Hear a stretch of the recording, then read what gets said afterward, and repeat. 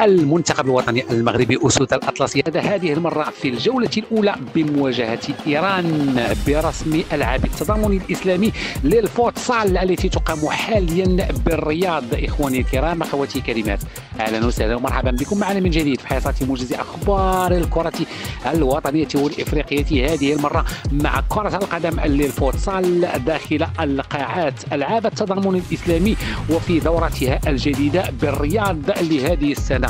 الألعاب التضامن الإسلامي التي ستبتدئ ابتداء من يوم الثلاثاء 3 من نوفمبر من هذا الشهر ابتداء إلى غاية 11 منه.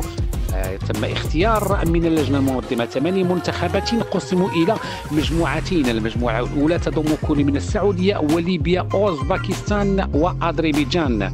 أما المجموعة الثانية التي تضم كل من إيران المغرب وأفغانستان وطاجكستان. قبل ذلك أخوتي أخواتاتي، كنتي جديد معنا في القناة ما تبخلش الضغط على زر الاشتراك وخلوا لنا لايكاتكم وكذلك تعليقاتكم المحفزة وانتقاداتكم لهذه القناة المتواضعة. وبسرعة نعود إلى الموضوع.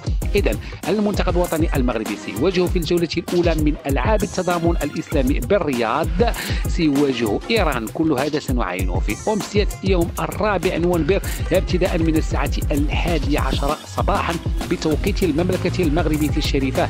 لم يبقى لي أخوتي أخواتاتي إلى أن أشكركم جزيل الشكر على وفائكم. دمتم في رعاية الله وحفظه. إلى اللقاء.